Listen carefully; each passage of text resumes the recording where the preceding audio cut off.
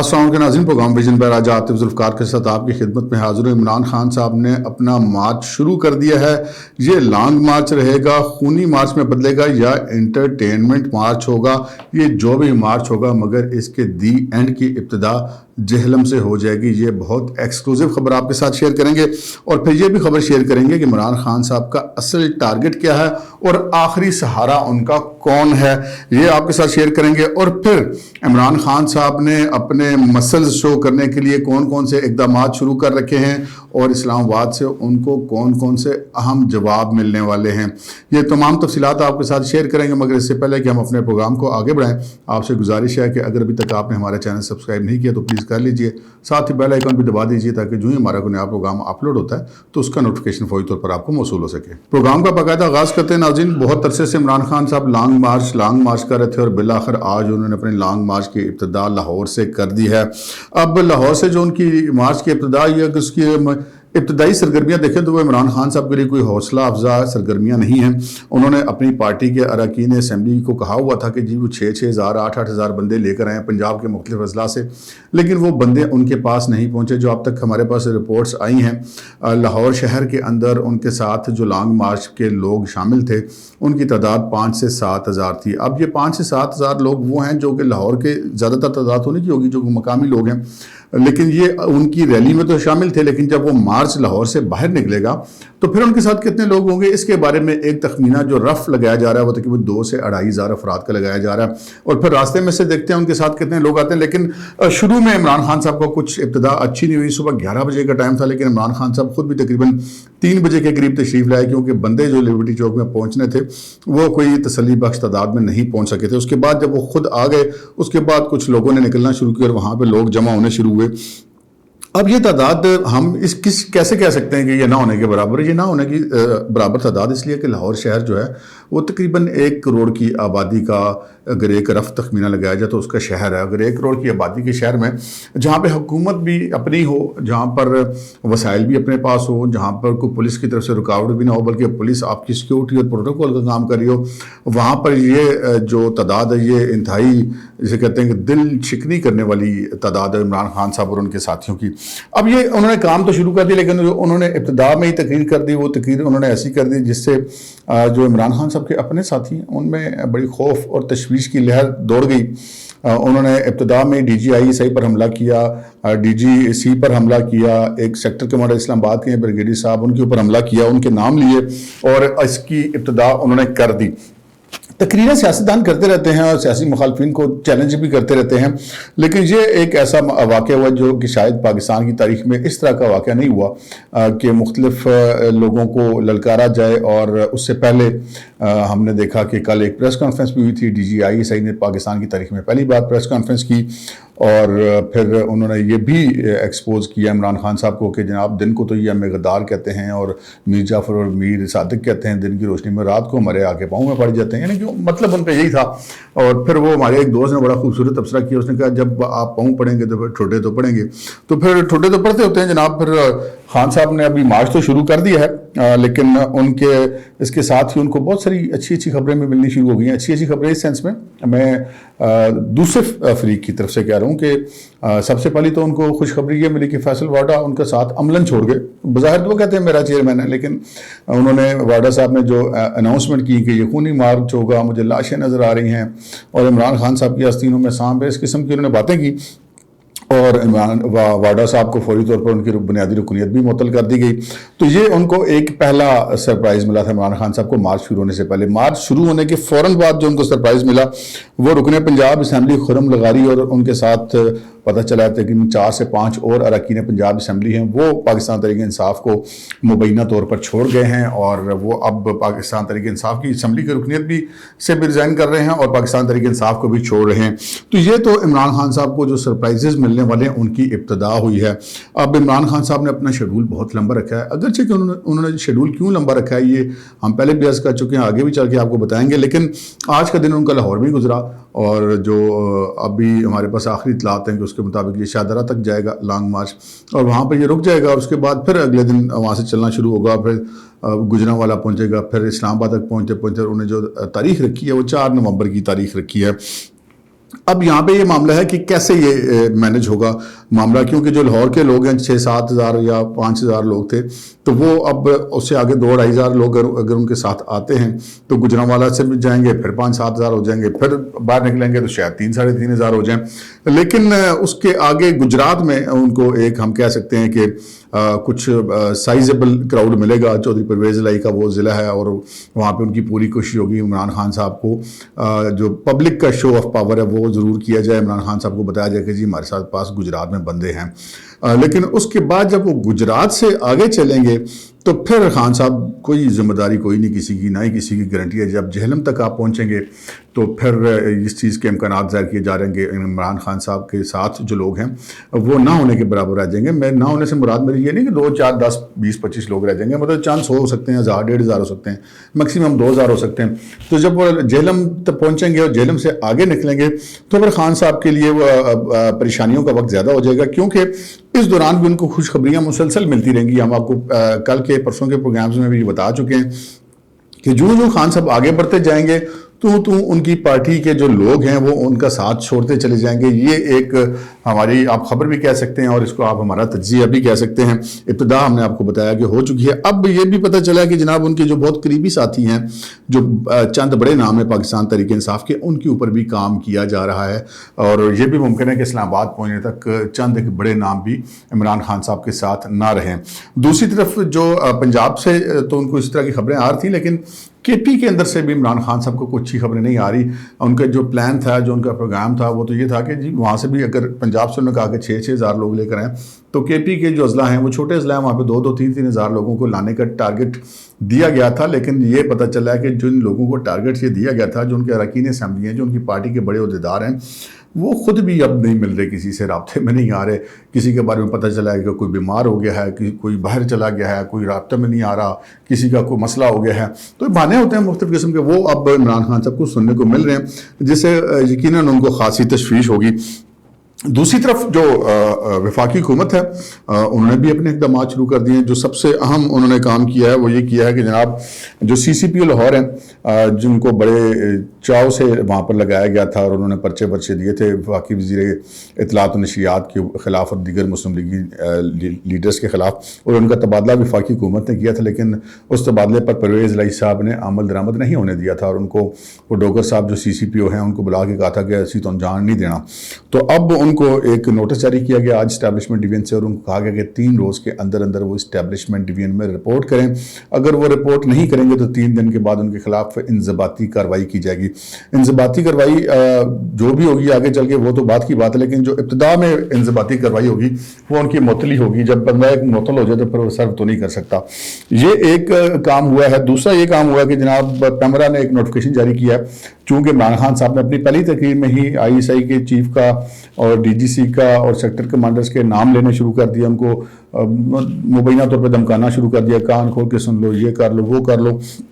تو انہوں نے ایک سرکولر جاری کیا، ایک آرڈر جاری کیا پیمرا اسلام آباد کی طرف سے کہ تمام ٹی وی چینلز کو کہ عمران خان صاحب اور ان کے جو دیگر پارٹی کے لوگ ہیں ان کی تقاریر لائیو کور تو کی جائیں، لیکن اس طرح نہ کی جائیں کہ وہ بالکل لائیو ہوں. اس کے بیچ میں ایک ریزنیبل گیپ ضرور ہونا چاہیے تاکہ اگر یہ کوئی ایسی بات کرتے ہیں تو وہ جو کہ ان کے خیال کے مطابق، پیمرا کے خیال کے مطابق مناسب نہیں ہے تو وہ ناظرین تک نہ پہنچے. یہ جناب سچویشن ہے. تیسری طرف ایک اور کام ہو گیا ہے، وہ یہ ہو گیا کہ جو عمران خان صاحب کی پارٹی کے دوسری بڑی شخصیتیں ہیں، عمران خان صاحب تحریک انصاف کے چیئرمین ہیں، تو وہ سینئر وائس چیئرمین ہے شاہ محمود قریشی،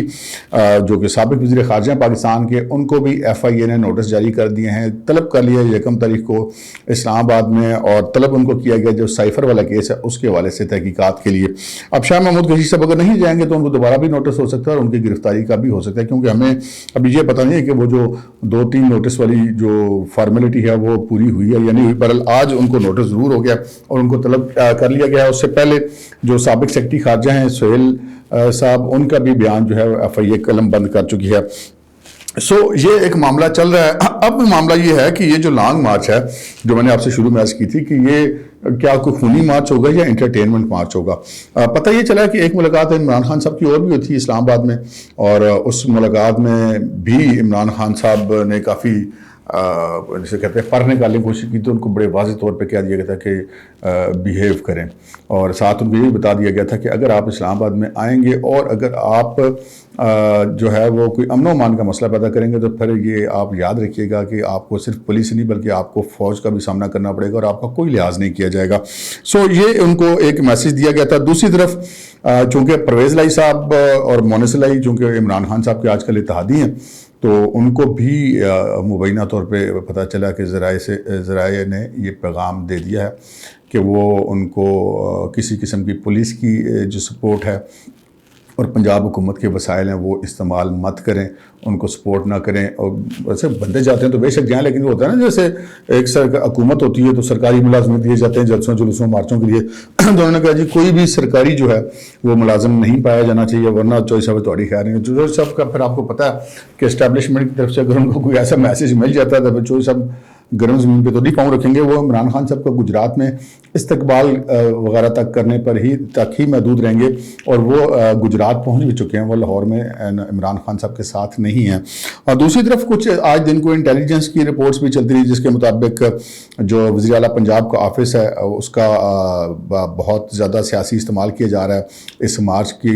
کو پروموٹ کرنے کے لیے، اور شاید اسی وجہ سے چودھری صاحب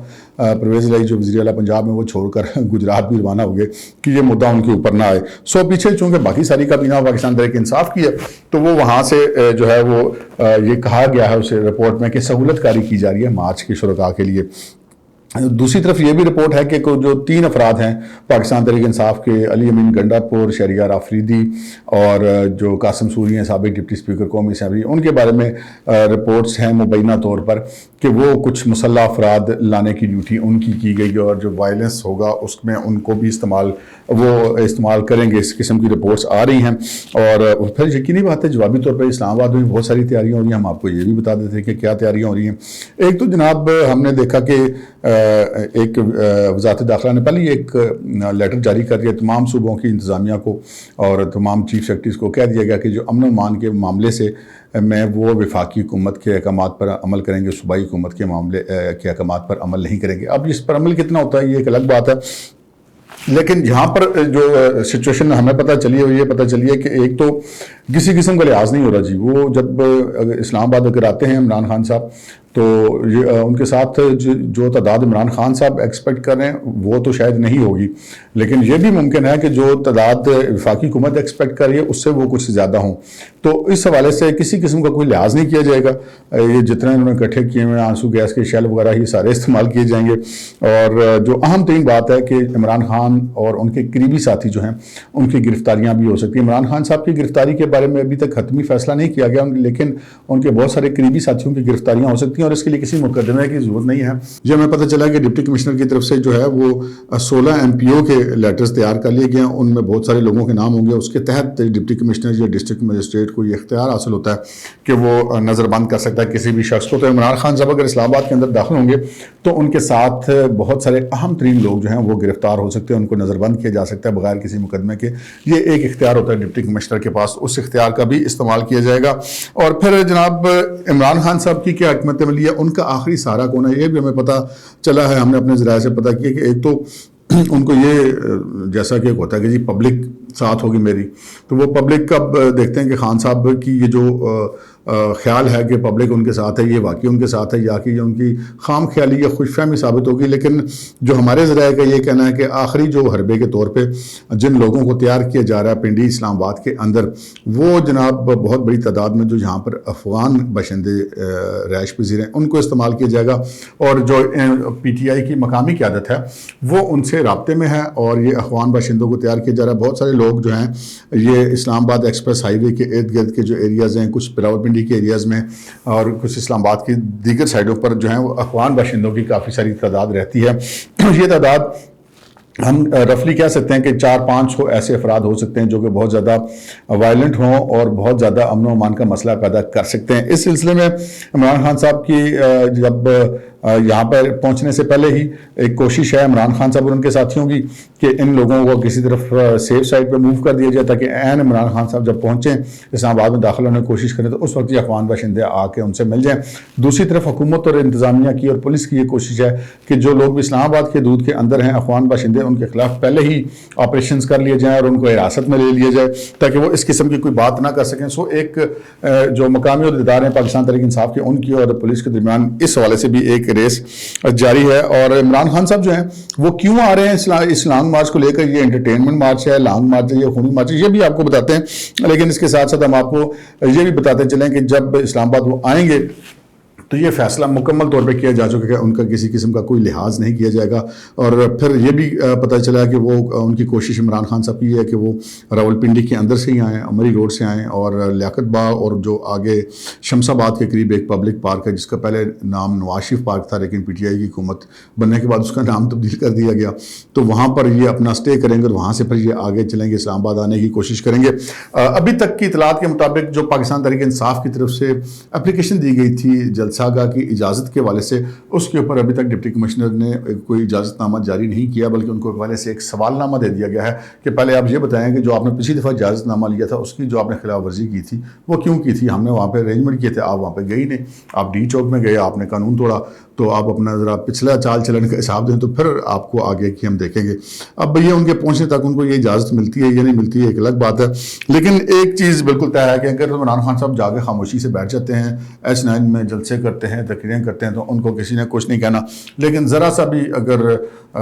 कानून हाथ में लेने की कोशिश की गई तो फिर शायद जो जवाब होगा वो इमरान खान साहब की तोक़ों से ज़्यादा सख्त होगा। अब यहाँ पर एक सवाल ये है कि इमरान खान साहब तो ये कहते हैं कि मैं जो है वो हुकूमत का तख्ता उलटने नहीं आ रहा हूँ। ये उसके बाद उन्होंने कहना शुरू किया जो मैंने आपसे अर्ज़ की कि एक मुलाकात इनकी मज़ीद हुई थी जिसमें उनको सख्त पैगाम दिया गया, तो और उसके बाद उनको ये कहा गया कि आप अब जाके पब्लिकली ये कहें कि आप अमन व अमान को बरकरार रखेंगे। तो खान साहब ने फिर कहा कि नहीं जी, हमारे तो वहाँ पे इंटरटेनमेंट भी होगी, इंजॉयमेंट भी होगी, फैमिलीज़ होंगी, बच्चे होंगे, ये सारा मामला होगा। तो क्या ये वाकई ऐसा होगा या नहीं होगा? तो इस चीज़ का फैसला इमरान खान साहब आखिर में आके करेंगे कि वो अपने मुतालबात किस हद तक मनवाते हैं, क्योंकि उनके साथ जो लोगों की तादाद होगी वो इमरान खान साहब को बताएगी कि वो बारगेनिंग टेबल पर क्या पोजीशन रखते हैं। लेकिन जो हमारे पास इतलात हैं कि अगर वो इलेक्शन भी नहीं कराने आ रहे हैं, और इलेक्शन कराने का इख्तियार तो हुकूमत के पास है, हुकूमत तो इलेक्शन कराना नहीं चाहती, तो फिर वो क्या करने आ रहे हैं? तो दर हकीकत इमरान खान साहब एक NRO लेने आ रहे हैं। वो NRO उनको रास्ते में मिल जाए, वो उनको इस्लामाबाद में पहुँच कर मिल जाए तो इमरान खान साहब का लॉन्ग मार्च उधर ही दी एंड हो जाएगा। और अगर उनको ये NRO ना मिला तो फिर वो इस्लामाबाद पहुँच कर फिर मज़ीद फेस सेविंग लेने की कोशिश करेंगे। फ़िलहाल इमरान खान साहब का जो असल टारगेट है वो कोई हकीकी आज़ादी वगैरह का टारगेट नहीं है। असल टारगेट ये है कि बहुत सारे मुकदमे हो गए हैं, खान साहब को अपने सामने इस वक्त एक बहुत बड़ी कानूनी शिकंजे नज़र आ रहे हैं। वो नहली उनकी तो मुख्तर मुद्दत के लिए हुई है, लेकिन उनको आगे अपनी तवील नहली भी नज़र आ रही है, उनको गिरफ्तारियाँ भी नज़र आ रही हैं, जेलें भी नज़र आ रही हैं। इमरान खान साहब के पास यही एक तरीका है कि वो पब्लिक अपने साथ शो करके तो अपने लिए कोई बेहतर डील ले सके। अब तक के लिए इतना ही, इजाज़त दीजिए, अल्लाह हाफ़िज़।